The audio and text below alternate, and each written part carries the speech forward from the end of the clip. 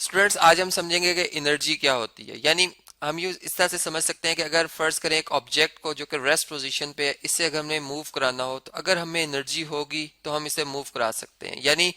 हम simple words में ये कह सकते हैं कि किसी बॉडी में एनर्जी जो है वो क्या, इस सलाहियत का नाम है कि वो वर्क कर सके। यानी इसको मैं यूं कह सकता हूं कि एबिलिटी, ठीक है, एबिलिटी ऑफ बॉडी, ठीक है, जो कि वर्क कर सके। तो अब वर्क क्या होता है ये बात आप जानते हैं कि वर्क बेसिकली फिजिक्स में हम ये कहते हैं कि हम एक बॉडी पे फोर्स लगाते हैं। फर्ज करें मैं राइट साइड पे इस बॉडी पे फोर्स लगा रहा हूँ और ये बॉडी उसी डायरेक्शन में कुछ डिस्प्लेसमेंट कवर कर ले, यानी खास डायरेक्शन में डिस्टेंस कवर कर ले। फर्ज करें 2 मीटर का इसने इस बॉडी ने डिस्टेंस कवर किया, तो मैं कहूंगा कि मैंने जो है इसमें एक एनर्जी ट्रांसफर की है। यानी वो एनर्जी जो कि मुझ में मौजूद थी वो अब इस ऑब्जेक्ट में ट्रांसफर हुई और इस उस एनर्जी से इस ऑब्जेक्ट ने ए पोजीशन से बी पोजीशन तक जो है ये फासला तय किया है, ठीक है। अब वो एनर्जी जो है अगर हमने कैलकुलेट करनी हो कि कितनी हमने ट्रांसफर की है तो वो वर्क डन से हम मालूम कर सकते हैं। यानी सारी बात है कि जितनी इस बॉडी ने वर्क डन किया उतनी ही एनर्जी मैंने उस पर ट्रांसफर की है, ठीक है। यानी फर्ज करें अगर मैंने इस पे 5 न्यूटन की फोर्स लगाई थी और इसने 2 मीटर का डिस्टेंस कवर किया है, तो मैंने देखा कि मैंने इस बॉडी ने जो वर्क डन किया है वो कितना किया जी, वो फोर्स और इसके डिस्टेंस का यानी जो डिस्प्लेसमेंट है इनका प्रोडक्ट होगा, जो कि हमारे पास आ जाएगा जी 5 न्यूटन मल्टीप्लाई बाय 2 मीटर, जो कि 10 न्यूटन मीटर बनता है, ठीक है। तो इसका मतलब कि इस बॉडी ने 10 न्यूटन मीटर का जो है वर्क किया, या इसे हम जॉउल्स भी कहते हैं, ठीक है। यानी 10 जॉउल्स का वर्क किया। इसका मतलब कि इसमें जो एनर्जी आई है वो कितनी आई है, 10 जॉउल्स की आई है। जबकि इसका मतलब अगर इसमें एनर्जी आई है तो जो जिस पर्सन ने इसको धकेला है उससे इतनी एनर्जी जो अमाउंट ऑफ एनर्जी क्या हुई है, लूज हुई है, उसने इतनी एनर्जी लॉस कर दी है। तो यहाँ से फिर हमें एक रिलेशन मिलता है कि बेसिकली वर्क और एनर्जी आपस में जो है वो क्लोज्ड हैं, ठीक है। और एनर्जी के भी यूनिट वही होते हैं जो कि हमारे पास वर्क के होते हैं। यानी दोनों ही हमारे पास एक तो स्केलर क्वांटिटीज हैं और दोनों को ही हम जॉउल्स में मैयर करते हैं। अब एक बात ये कि जैसे एक फर्ज करें एक दीवार है और इसको मैं धकेल रहा हूँ, और फर्ज करें कि वो दीवार जो है, अब मैं इस पे अपनी अपनी तरफ से मैं बहुत फोर्स लगा रहा हूँ, ठीक है, मैं बहुत फोर्स लगा रहा हूँ, लेकिन ये दीवार जो अपनी जगह से नहीं हिलती। इसका मतलब कि इस दीवार ने जो वर्क डन किया या हमने इस पे कितना वर्क डन किया, ठीक है। यानी हमने इस पे जो हम ये कह सकते हैं कि वर्क की अब डेफिनेशन को अगर हम इधर अप्लाई करना चाहें कि हमने इस पे फर्ज करें 10 न्यूटन की फोर्स लगाई है और बॉडी ने 0 मीटर का जो है डिस्प्लेसमेंट कवर किया है, इसका मतलब हमने 0 जॉउल वर्क किया है। इसका मतलब कि हम यहाँ पे ये कहना चाह रहे हैं कि इस बॉडी में जो एनर्जी रिक्वायर्ड थी कि ये मूव कर सकती, वो बेसिकली वर्क डन होता है, ठीक है। यानी इसको मूव करना चाहिए था फोर्स की डायरेक्शन में, उस लिहाज से इसमें जो वर्क डन हुआ है वो 0 जॉउल हुआ है। जबकि हमारी एनर्जी इसमें वेस्ट हुई है। यानी हमने जो है वो अगर आप देखें तो फोर्स की सूरत में जो हम इस पे एक मुसलसल फोर्स लगा रहे हैं वो एक हमारे पास जो है वो एक हमारी फोर्स उस पर जाया हो रही है, ठीक है। लेकिन हम अगर वर्क डन के हवाले से देखें तो वो 0 जॉउल वर्क हुआ है। फिर इसी लिहाज से जब हमें बात समझ में आती है तो हम ये कहते हैं कि एनर्जी जो है हमारे पास, एनर्जी जो है वो आखिर किन किन फॉर्म्स में एग्जिस्ट कर सकती है। हमने देखा कि एनर्जी जो है उसकी जो बेसिक दो ही हमारे पास टाइप्स होती हैं। यानी एक वो टाइप होती है एनर्जी की जिसमें कि वो मोशन, यानी बॉडी के मोशन की वजह से उसके अंदर एक एनर्जी आ जाए, ठीक है। यानी कि चले इस बात को मैं जो है वो भी एक्सप्लेन करता हूँ आपसे कि ये कौन सी टाइप की एनर्जी होगी। यानी इसको हम जो इसका नाम हम रखते हैं वो ये रखते हैं कि ये काइनेटिक एनर्जी है।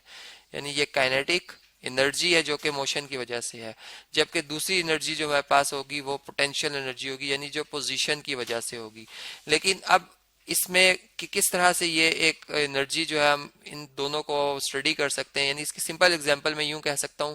कि हमारे पास जब एक ग्लेशियर्स की एग्जांपल ली जाए, ग्लेशियर्स जो है वहां पर बर्फ जो है, यानी पानी जब बादलों से बरसा और यहाँ पर बर्फ की सूरत में इकट्ठा हो गया, ठीक है। अब सूरज की रोशनी जब इस पे पड़ती है और वो इसमें एक एनर्जी यानी ट्रांसफर करती है। अब वो एनर्जी जब ट्रांसफर होती है तो ये जो पार्टिकल्स हैं ये चूंकि एक हाइट पर है, यानी इनमें एक पोटेंशियल एनर्जी है, ये अपनी पोजीशन की वजह से एनर्जी है। और वो ग्रेविटी की वजह, जमीन की ग्रेविटी इन पे असर करेगी। यानी न्यूटन लॉ ऑफ, अगर हम जो है ग्रेविटेशन लगाएं कि चूंकि अर्थ इस दूसरे ऑब्जेक्ट को ट्रैक कर रही है और जब ये मोशन में आएगा यानी जब ये इसकी डेंसिटी कम होगी, वाटर बनेगा, तो ये जमीन की तरफ मूव करता हुआ आएगा, यानी पोटेंशियल एनर्जी की वजह से वर्क डन करेगा। जब ये ग्राउंड पे आएगा तो इसमें फिर वो जो एनर्जी जो नहीं वाटर मालिक्यूल जो मूव कर रहे होते हैं, एक नदी में जो हमें नजर आता है, एक नाले में जो वाटर मूव करता हुआ नजर आता है, वो अपनी काइनेटिक एनर्जी से मूव कर रहे होते हैं, जो कि उतनी ही होती है उसकी अमाउंट जितनी की पोटेंशियल एनर्जी उनके अंदर पहले से मौजूद थी।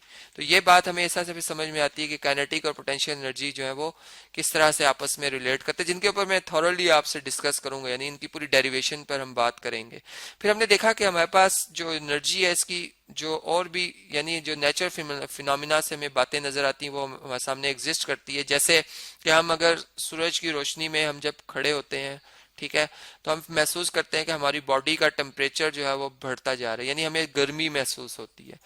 इसका मतलब ये कि जो सूरज की रोशनी से, सूरज की रोशनी के जरिए जो एक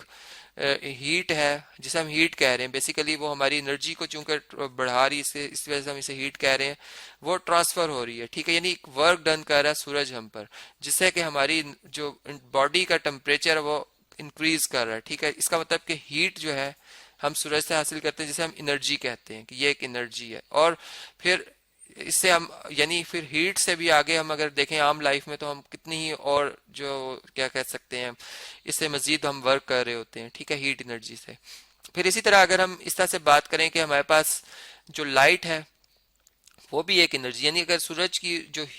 जिसने हमें हीट अप किया, यानी हमें एक एनर्जी प्रोवाइड की है, वो थ्रू लाइट की है। यानी लाइट जो है बेसिकली अगर हम देखें तो लाइट जो है उसमें फोटॉन्स यानी जो पैकेट्स ऑफ एनर्जी है जो कि वेव्स की सूरत में ऐसा से मूव होते हुए हम तक आ रहे हैं, ठीक है,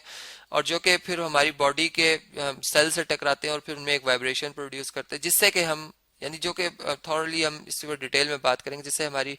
जो एक हम कह सकते हैं काइनेटिक एनर्जी जो है इंक्रीज कर जाती है, ठीक है, और जो कि फिर हमें टेम्परेचर या हम कह सकते हैं कि हीट महसूस होती है। तो इस तरह से ये भी हमें बात समझ में आती है। फिर इसके साथ ही जब हम हीट एनर्जी भी समझ जाते हैं कि हीट भी एक एनर्जी की ही फॉर्म है, फिर साथ लाइट भी एक एनर्जी की फॉर्म है, ठीक है। फिर इसी तरह हमने देखा कि जो केमिकल्स हैं उनसे भी हम एनर्जी हासिल करते हैं। यानी कैसे कि आप जैसा बैटरी बनाते हैं, सेल बनाते हैं, अब सेल्स में जो केमिकल्स होते हैं जो कि आयनाइज किए जाते हैं, पूरा एक प्रोसेस है, उनके थ्रू भी हम जो है वो एक एनर्जी हासिल कर सकते हैं। यानी केमिकल एनर्जी भी जो है वो हमारे पास होती है, ठीक है, जिससे कि हम एक सोर्स के तौर पर भी जो है इस्तेमाल करते हैं, बल्कि कर सकते हैं। और फिर साथ में जो है वो हम ये कह सकते हैं कि केमिकल एनर्जी से हम इलेक्ट्रिकल एनर्जी जो है वो बना सकते हैं। यानी इलेक्ट्रिकल एनर्जी को हम केमिकल से भी और वाटर से भी जो है वो बना सकते हैं। यानी अगर हम एक नेचुरल फिनोमेना को देखें कि जिस वक्त बादल जो है गरजते हैं, ठीक है, अगर हम बादल देखें तो बादल बेसिकली क्या है कि इसमें वाटर मालिक्यूल्स हैं जो कि हमसे हमारी जमीन से कुछ हाइट पर है, यानी जो अपनी पोजीशन की वजह से, एक हाइट होने की वजह से इनमें एक पोटेंशियल एनर्जी है, यानी यहाँ से इनमें एक एनर्जी मौजूद है, वो किस वजह से, हाइट की वजह से है। अब वो आपस में जब टकराते हैं, यानी जाहिर बात है इनमें एक जो केमिकल प्रोसेस होता है जिससे कि एक लाइट जो है वो जनरेट होती है, जिससे कि हम चमक कहते हैं। वो चमक जो है इलेक्ट्रिकल एनर्जी जो है वो इलेक्ट्रिकल एनर्जी लाइट की शक्ल में हमें नजर आती है। और लाइट जो है वो अगर हम देखें तो वो हम तक जिस तरह से पहुंची और फिर उस जो यानी उसमें भी एक एनर्जी मौजूद होती है जिसने के इस पूरी टोटल एनर्जी का कुछ पार्ट जो है वो कंज्यूम किया। यानी एक तो हमने देखा कि हमारे पास जो है ये इलेक्ट्रिकल एनर्जी, फिर इलेक्ट्रिकल एनर्जी से हमने देखा कि एक पूरे सिस्टम में जो हमारे पास एक एनर्जी होती है वो कंजर्व भी रहती है। वो किस तरह से कंजर्व रहती है कि अगर हम इस पूरे हिस्सा से, मैंने इस बादल के इन दो टुकड़ों के हवाले से बात की कि इनमें एक एनर्जी थी, ठीक है, अब वो फर्ज करें कि उसकी कुछ अमाउंट जो एनर्जी है वो 25,000 जॉल्स में कहता हूँ, वो एनर्जी जो है वो इस जो है इनके टकराने से जो है वो ट्रांसफर हुई है और वो दो शक्लों में तब्दील हुई है, एक लाइट में और एक साउंड में। तो उसमें से जो कुछ पार्ट होगा 25 जॉल्स का, यानी हो सकता है 2,000 जॉल जो है वो लाइट में सर्फ हो जाए और 5,000 जॉल जो है वो साउंड में जो है वो ट्रांसफर हो जाए। लेकिन जो टोटल एनर्जी है वो हमारे पास अगर इनका हम अरिथमेटिक सम करें तो वापस उतनी ही आ जाएगी, यानी पूरी एनर्जी कंजर्व रहती है पूरे सिस्टम में। तो इस तरह से हमने देखा कि ये हमारे पास जो एनर्जी है वो क्या होती है, फिर उसकी डिफरेंट फॉर्म्स को, फिर जो उसमें टोटल एनर्जी कंजर्व रहना, जिसके ऊपर हम थॉरली आपसे बात करेंगे, यानी इनके ऊपर उनकी पूरी डेरिवेशन होगी जिसको कि हम डिस्कस करेंगे